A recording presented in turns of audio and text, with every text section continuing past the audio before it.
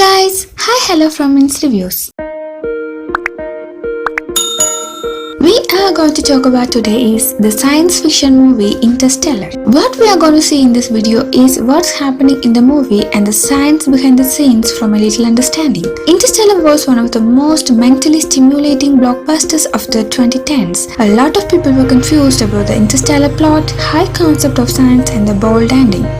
Interstellar is a 2014 American-British epic science fiction film directed and produced by Christopher Nolan and consulted by the American theoretical physicist Kip Thorne.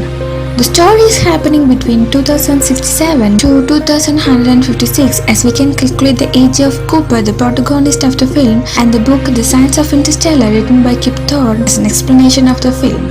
At the time, the Earth is becoming an unsuitable place for mankind to live for some reason. So the team of astronauts from NASA are going to search for a planet to colonize with carrying 5,000 frozen human embryos. Widowed engineer and former NASA pilot Joseph Cooper is living with his father-in-law Donald, his 15-year-old son Chum Cooper and 10-year-old daughter Murphy Cooper. The families managed to have acres of cornfield. So what's happening actually during Cooper's world? There was no food except corn for mankind to survive because of the blight that ravaged all food sources. Blight is a general term for most any disease in a plant that's caused by a pathogen. Well, actually we are in 2020 now and we can still obviously see it's like ending of mankind because of global warming, pollutions, diseases like COVID-19, and still we don't know how will be the end of our world or humankind. The Blight is the movie is an educated and possible guess of the ending of mankind. Blight destroys food sources by leaving only corn, but corn cannot stand for long, so then it leads to there will be no food in the future. Blight breathes nitrogen, as Professor Brand says that oxygen decreasing in air that make everyone's breathing uncomfortable and induce drowsiness. Also that caused dust storms by absorbing moisture so that it makes people cannot stay on Earth.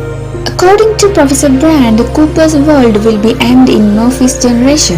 In the meanwhile, Murphy believes that a ghost is trying to communicate with her through codes or something. In her room that contains a big bookshelf, it shows strange things happen. Actually, Cooper is believing that Murphy's law that says whatever can happen will happen, but not only bad things. So he encouraging her daughter to analyze the matter what she believed in ghost communication.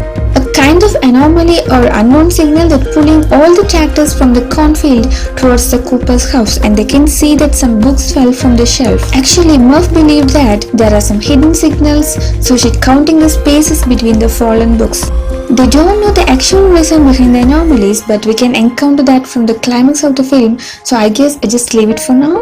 The other day there's a dust storm is happening. The family is out of home and they're immediately heading to home while Cooper encountered that a gravitational anomaly is in the Murph's room in the form of dust lines. A gravitational anomaly is simply a method of giving information using gravity by signals of codes like Morse code with dots and dashes. For example, in the beginning of the movie, the coin Cooper tosses that suddenly plunges to the floor.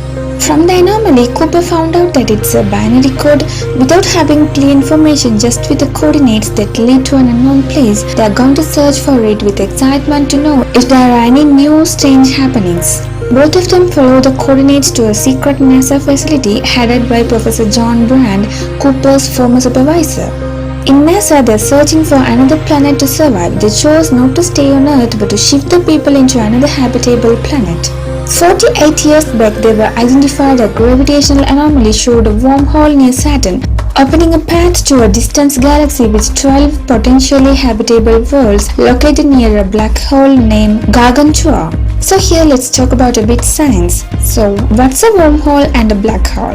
Obviously we know what a galaxy is, a huge cluster of stars and their planets and diffuse gas between the stars. The galaxy that contains our solar system is Milky Way, and the nearest galaxy to us is called Andromeda. It's 2.5 million light years from Earth. The light year is a unit of length used to express astronomical distances and is equivalent to about 5.46 trillion kilometers or 5.88 trillion miles. According to Kip Thorne's book, The Science of Interstellar, a black hole is formed by stars that may equal to Sun or much heavier than the Sun that burns their fuel and then collapse to form a neutron star or a black hole. Kip says that the giant black holes in the cores of galaxies 1 million to 20 billion times heavier than the Sun, therefore it cannot have been born in the death of a star. They must have formed in some other way, perhaps by the agglomeration of many smaller black holes, perhaps by the collapse of massive clouds of gas. They contain no matter whatsoever, but they have surfaces called even horizons through which nothing can escape, not even light. That's why they are black. A wormhole is a funnel that helps to pass through the black hole. Wormholes connect two distant points in spacetime. Hypothetically, objects could safely travel through the wormhole, but consequently, black holes are areas of spacetime that have such strong gravity that nothing can escape. The event horizon as it relates to Einstein's theory of relativity in the point in a black hole where nothing can escape nor be observed. But yet wormholes are possible according to Einstein's general theory of relativity.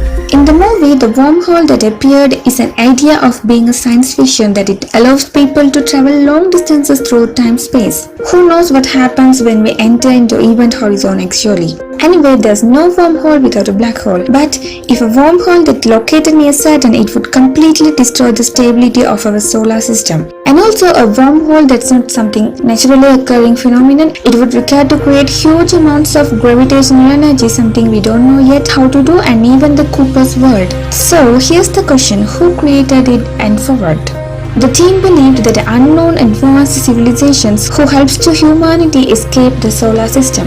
NASA sent an astronaut team called the Lazarus missions 10 years before with 12 rangers sent through the wormhole led by Dr. Mann. Astronauts Miller, Edmonds and Mann reported positive results. Based on their data, Professor Brand conceived two plans to ensure humanity's survival. Plan A involved Cooper transmitting quantum data back to Earth in order to develop a gravitational propulsion theory that will allow spacecraft to carry people off Earth into another galaxy. Quantum data is the observations and records of the behavior of gravity inside the black hole, which Dr. Mann's team sent. Plan B involves Cooper's crew finding the remaining Lazarus crew and establishing a colony on another world by carrying 5,000 fertilized eggs to make human colony. However, Cooper is not satisfying about Plan B, that giving up on people on Earth, so Professor Brand is promising him that he will solve the problem of gravity by the data that Cooper will send. In the meanwhile, Murphy found out the anomaly's meanings from spaces between fallen books. It's a Morse code and the meaning is stay. She thinks that the anomaly is saying that not to allow Cooper to go into space. But Cooper is not believing her words and left the world with a hoping that Professor Brand gave him. Anyway, it's just a 1/3 of the movie. We'll see what happened to Cooper during his interstellar travel. Please comment down your thinking about the movie. Stay tuned guys, let's meet in another part of the video and thank you for watching.